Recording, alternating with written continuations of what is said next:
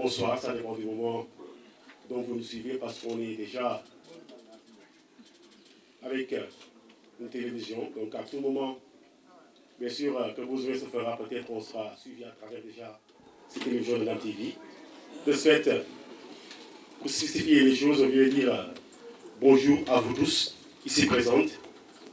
Sœurs d'abord, après chères dames, de vous dire bienvenue ici, plus précisément, je veux dire, dans l'entreprise de l'IPMMSE. Bien vrai qu'on est là en plein air, mais là, c'est l'IPMMSE qui a fait appel, bien sûr, à ses proches.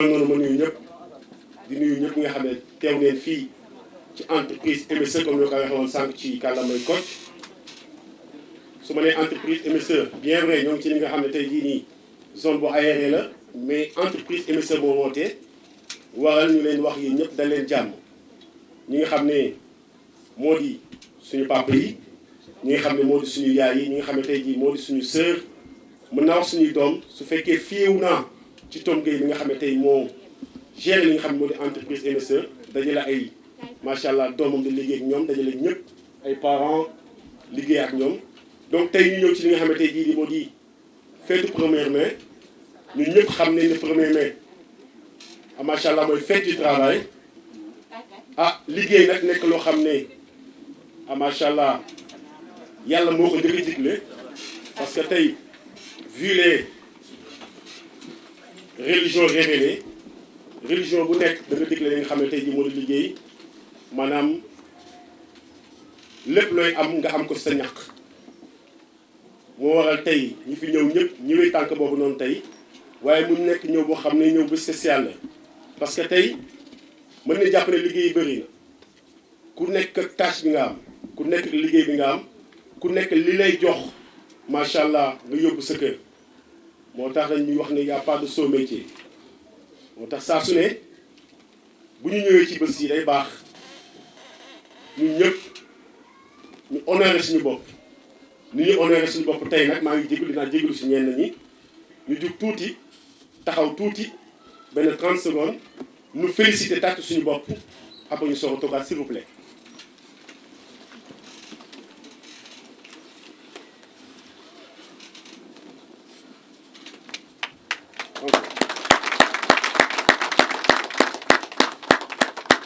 Merci beaucoup. Ok, on va s'en profiter.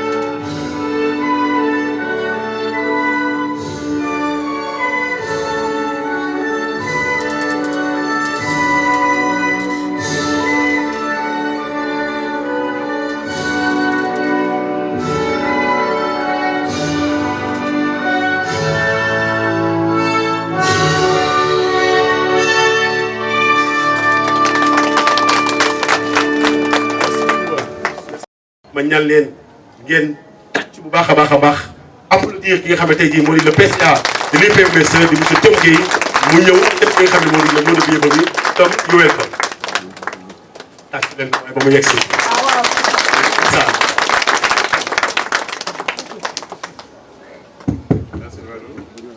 salaamaaleykum mot de bienvenue bi nag moom ay nuyoo la rek ak ay ziar yoo xam ne ma koy. waaye mot de bienvenue delloo njukkal la aussi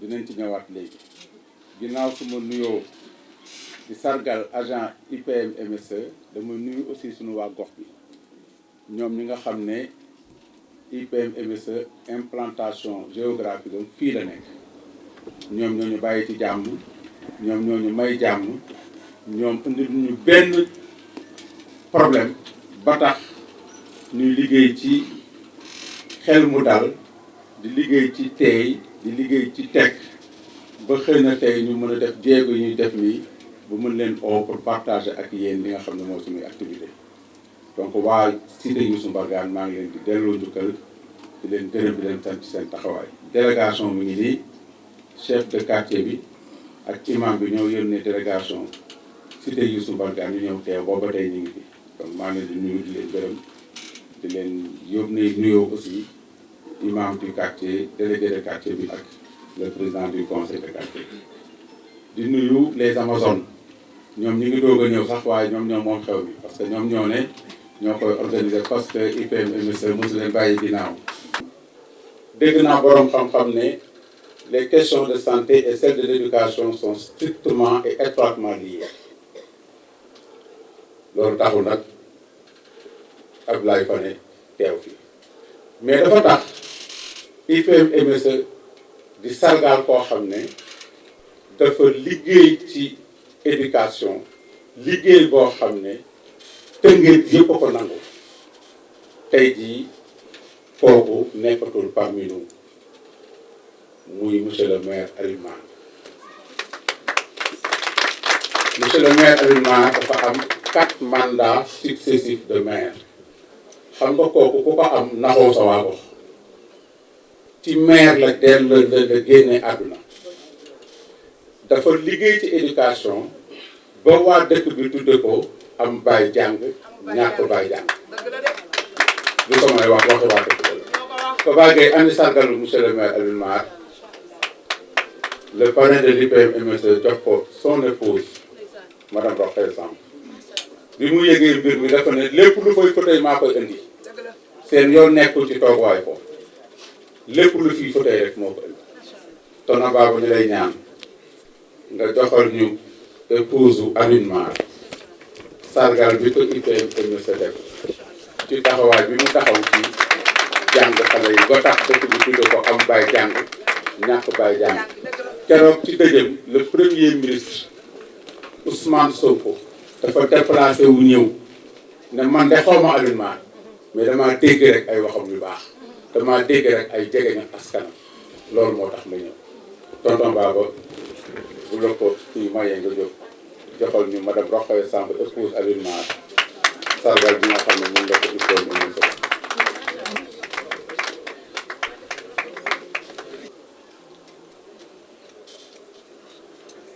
man nag mënuma jeexale sama kat te dama am benn gërëm boo xam ne dama ko réservé woon muy sama soxna fii li fi ba ak li fi defar yëpp daanaka moom la démb ba ci guddi gi xam guddi mi ngi fii di defar di organiser indi ay mbokk mi ngi fi Astou ba ngi fi Adja ngi fi Adja Awa Paab Laay ngi fi ak Nabou soxnaam ak Ndey Kumba mu ndaw xam ne kooku sama séddoo la vraiment di rafetlu taxawaat Ndey Kumba ci sa bokkuma sax samay événement mais samay lépp.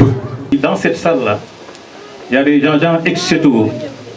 Tout un chacun pouvait témoigner sur Farba Lamine Sall. Mais peut-être que c'est parce que moi j'ai bourlingué un peu avec le président qu'il me fait l'honneur de le dire. Mais tout un chacun aujourd'hui, tous les agents du CTO pouvaient témoigner du caractère non seulement professionnel, humain, mais très généreux du président d'honneur. Farba a été formé à bonne école, hein, de Britannique militaire. La devise, c'était savoir pour mieux servir. Et ça, je pense qu'il l'a démontré durant tout son parcours professionnel. Tout le savoir qu'il a acquis durant sa formation, il l'a mis en œuvre au bénéfice de l'État du Sénégal, particulièrement dans le système hospitalier et pratiquement dans la sous-région, étant aussi cadre au niveau de l'OMS. Chers parrains, Yalla Sam,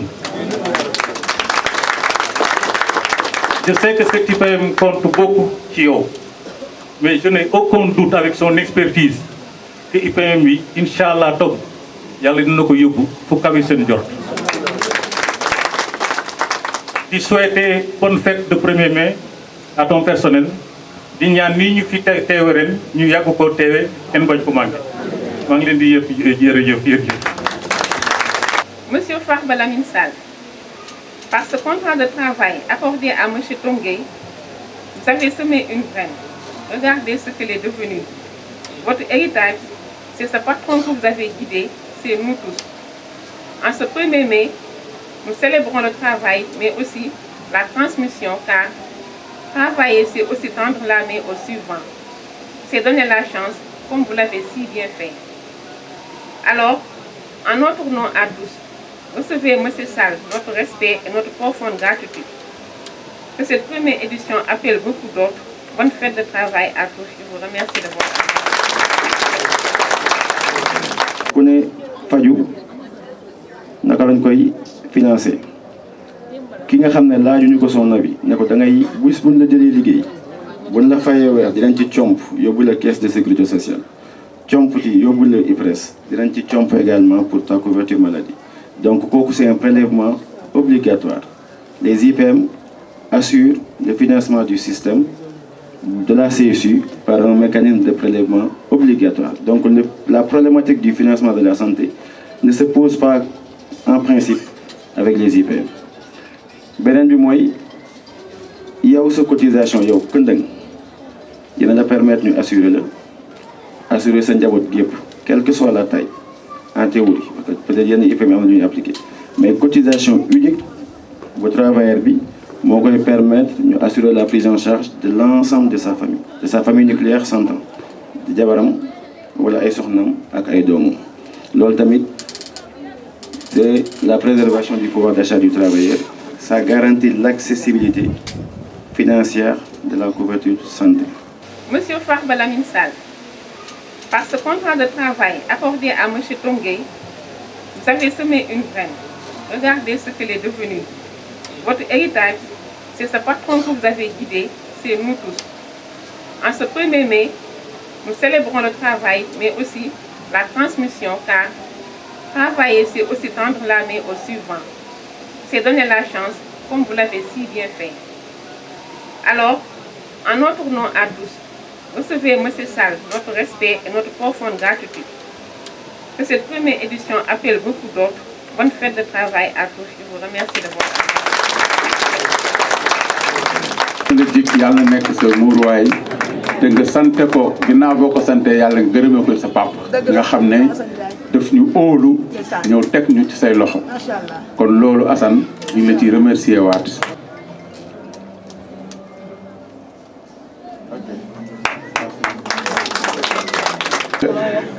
madame Seynabou Pouye CDUM na ñëw jël si ko fii des mains du président d'honneur Farba Lamine Sall c'est pas ça c'est donc voilà Seynabou Pouye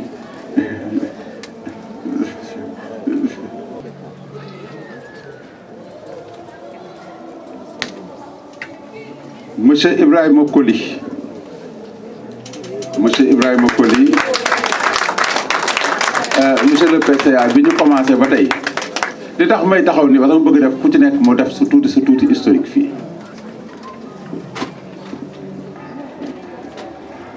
président taxawaatal pour jox cette fois-ci Mariam Ba moo def discours bi léegi Mariam Ba ci ni mujjee ñëw ci MSC ci la bokk pour mën a bokk ci administration toute la structure doit être animée de ce souci. Bravo. Merci mon directeur le président taxawal tuuti nga dernier CDI bi à la gérante de l'IPM madame Farimata Diaw bi muy ñëw xale bu tuuti la voilà c'est elle qui parle dans la vidéo donc moom bi muy ñëw xale bu tuuti la moom ak ñeneen ñi d'ailleurs pour la plupart du temps fii la amee borom kër fii la amee tout tànk photo c'est bon dafa c'est bon photo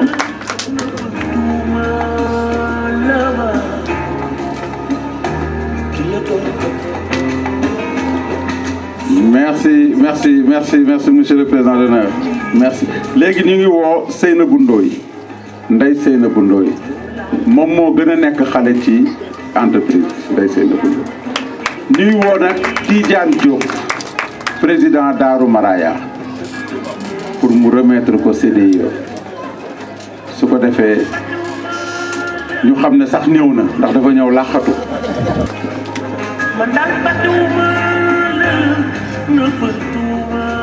su paree ñu woo Khady Niass di demander directeur Issa Savaré pour mu ñëw remettre ko CDI directeur Issa Savaré mii nag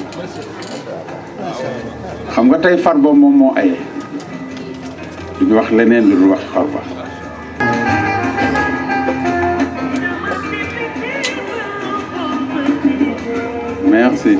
merci directeur Mbagne Nding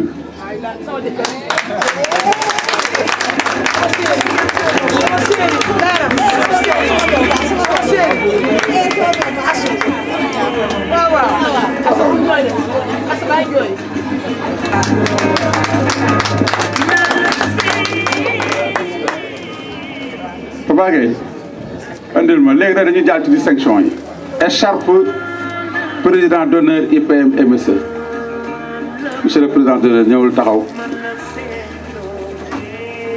le représentant du délégué de quartier de la cité Youssou Mbargane Diop na ñëw joxal ma ko ndax fii la koy recevoir baax na donc ki nga xam ne mooy représentant délégué de quartier bi takkal ko mu sol ko te dootul tàggatoo ak moom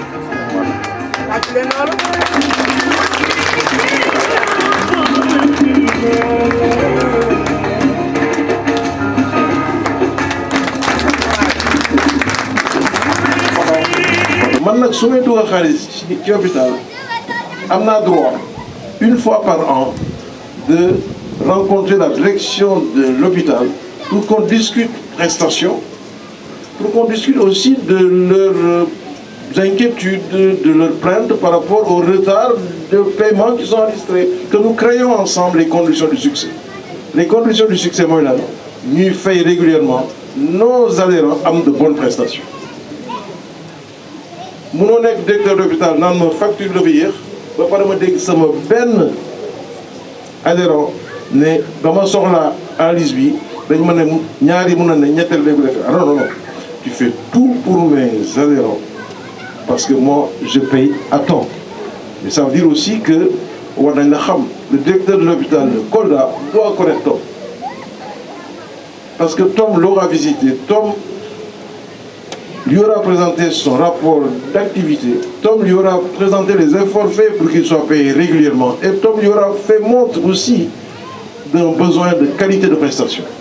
Parce que nit ki boo néewlee say mbir rek ñu néew la ko bu baax a baax yaa koy jox fayda nit ñi jox la fayda c'est pas chose et c'est valable dans ce domaine-là et j'accompagnerai en tout cas.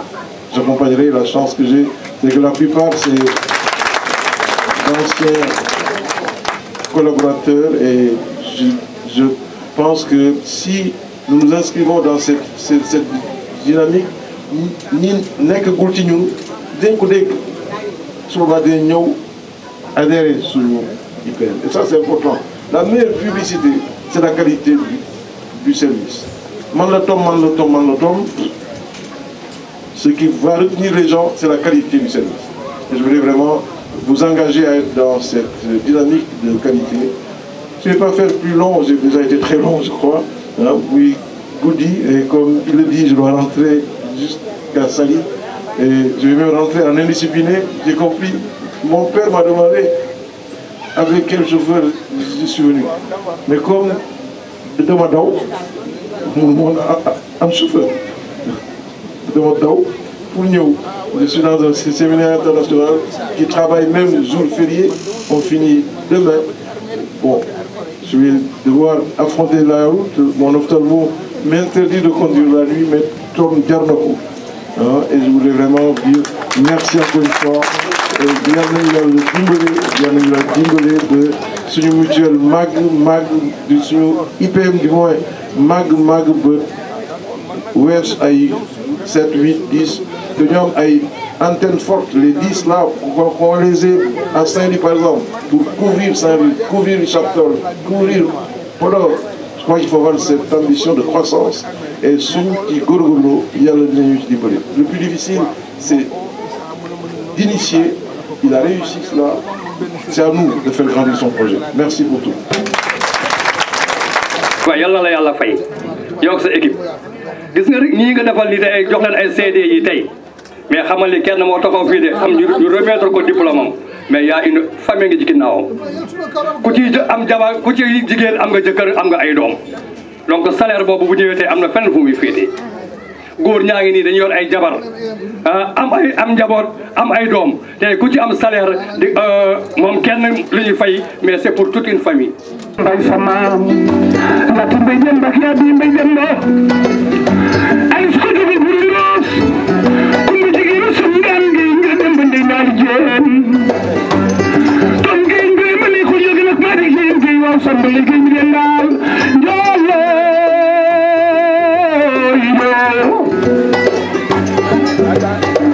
sama kam sama jigéen gi mu dobur ñaay mu di yesal waa bi sa ni ci liggéeyam waaye ndey sam nak yaay la bon ko jigéen gi góor gi gi waaye ko di nak moo gën yaasin ama kumba ngi xana waay ne ma ni maaw dem di sa min yaatu may ko dem bur mbaaw gën ko dem bur mbaaw na ko jëlin ni tan waa suwa mbaaw dem di so baaxul dañu jaaxal waaye nii nga mën a mel lekk dama def ñaaw laaw la ceeb laaw la bu la ma lam laaw la ma xel yaay. À vous, merci aussi à M. Tom. Donc peut-être j'ai laissé le fait, il est un grand communicant, il connaît très bien M. Farmey, notre grand-père, mais aussi il connaît ces gens. Donc merci beaucoup. Donc merci aussi à vous d'être venus. Merci aussi à Goridaï d'avoir passé. Donc Tom aussi m'a dit allez. Remerciement pour Samba Diop. Il était en larmes sans que, mais le monde contané au bar, bégué au bar à bar. Donc Samba Diop, donc merci aussi aux agents, merci aussi à tous ceux qui sont passés depuis peut-être 17h, 18h jusqu'à maintenant, de rester là, rester toujours ici, bien sûr, à cette cérémonie, à accompagner les agents et donc aussi à cette cérémonie. Donc on était très ravis, très contents de vous avoir servi comme maître de cérémonie en parallèle avec M. Tongué. Donc on va vous donner rendez-vous prochainement. Félicitations encore à l'IPMSE pour toujours et pour aussi votre bien-être. Merci.